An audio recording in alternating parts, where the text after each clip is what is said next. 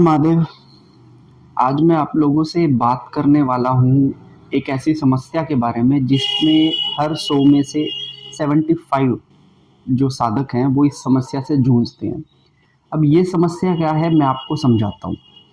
होता यूँ है कि जब कोई भी व्यक्ति नई साधना को शुरू करता है या फिर किसी के कहने पर कोई साधना करता है, यूट्यूब से लिया या फिर किसी गुरु के कहने पर उसने किसी साधना को शुरू किया। अब तक तो आपने यही सुना था कि ईश्वर का नाम लेने से हमारी सभी समस्याओं का हल हो जाता है, लेकिन यहाँ पर कुछ और ही होने लगता है। जब वो साधक साधना शुरू करता है तो उसके अंदर कुछ सिम्टम्स आने लग जाते हैं। अब सिम्टम्स इन द सेंस कि कभी कभी साधकों को ऐसा लगता है कि जब से हमने पूजा पाठ या फिर मंत्र जाप को आरंभ किया है, हमारे शरीर में हमें किसी और एंटिटी के होने का पता लग रहा है। ठीक है, हमारे शरीरों में दर्द घूम रही है पूरे बॉडी के अंदर, हमारे सर भारी हो जा रहे हैं और हमारे ऊपर मतलब अगर पितरों का दोष होता है तो हमारे को स्किन के इश्यूज आने लग जाते हैं साधक को। तो इस तरह की कुछ समस्याएं आ जाती है। मैंने कई ऐसे साधक भी देखे हैं जो साधना को करने जाते हैं, लेकिन जैसे ही 4 से 5 दिन वो अच्छी तरीके से मंत्र जाप करते हैं तो उनको किसी प्रेत की हाजिरी आ जाती है। ठीक है, वो प्रेत उनके घर का भी हो सकता है, वो प्रेत उनके बाहर का भी हो सकता है। अब सोचने वाली बात यह है कि एक साधक जब ये सोचेगा कि मैं तो प्रभु का नाम लेने लगा था, मैंने तो प्रभु का मंत्र जाप किया था, अब मुझे प्रेत की हाजिरी आ गई, यानी कि मेरे साथ तो भैया कुछ गलत है। ऐसा होता है कई साधकों के साथ। मैं कह रहा हूं कि हर 100 में से 75 साधकों के साथ ये जो समस्या होती है ये होती है। अब मैं आपको बताऊंगा इसके पीछे का गहरा कारण क्या है। ठीक है, होता यूं है कि जब हम किसी मंत्र को जाप करते हैं तो वो जाप जो है हमारे अंदर जाता है।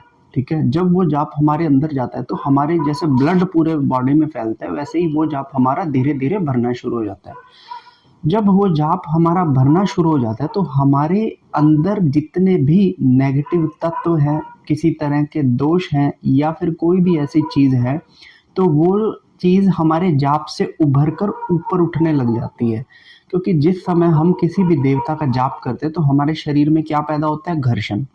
घर्षण जैसे जैसे बढ़ता जाएगा, घर्षण हमारा जाप कर रहे हैं, अब वो घर्षण बढ़ता जा रहा है तो हमारे शरीर की नेगेटिविटी, हमारे शरीर में बैठे हुए पित्र वो उभर कर ऊपर आने लग जाएंगे और फलस्वरूप क्या होगा कि साधक को या तो हाजिरी आ जाएगी या फिर किसी प्रेत बाधा के सिम्टम आ जाएंगे।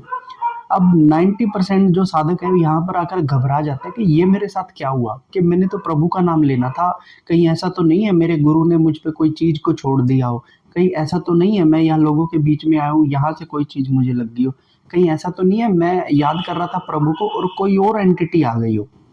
अब इस चीज पे मैं क्लियर आप लोगों को बताता हूँ कि जिस समय आप साधना करते हो, जिस समय आप मंत्र जाप करते हो, उस समय कोई भी नेगेटिव एंटिटी आपके पास नहीं आ सकती।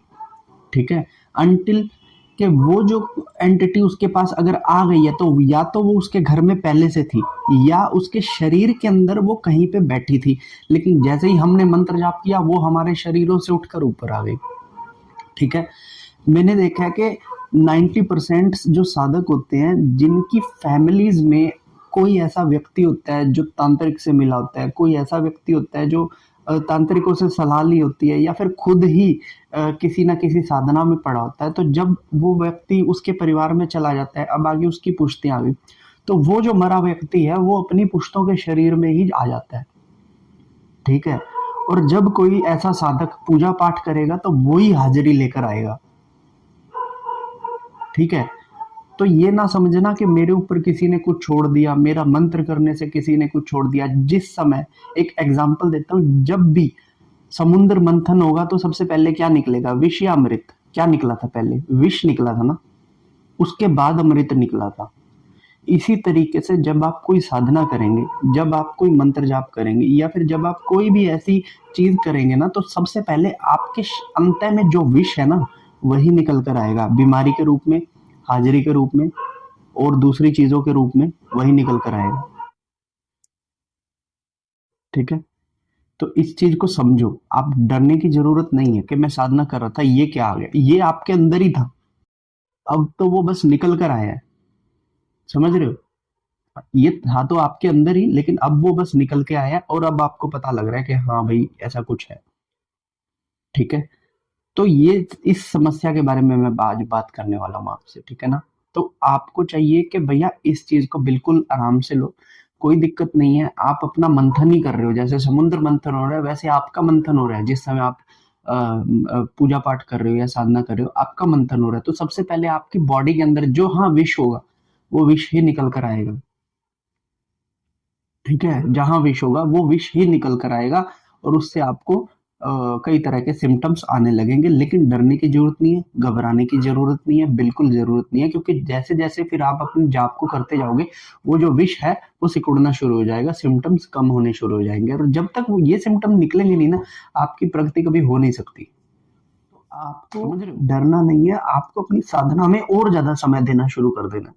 अगर साधना पूजा करने से आपके अंदर भी ऐसे सिम्टम्स आ गए हैं, आपके शरीरों में भी दर्द बढ़ गए हैं, आपको भी स्किन इश्यूज आ गए हैं, आपको भी कोई प्रेत की हाजिरी ना आ जाए ऐसा लग रहा है, अगर आपको भी सुनाई देने लग गया कुछ ऐसा, तो आप अपने मंत्र जाप को केवल बढ़ा दीजिए। यही आपके लिए सबसे उत्तम है, बिना डरे बिना घबराए, क्योंकि ईश्वर ही कर रहा है ये सब, वो ही आपके उभार रहा है चीजें।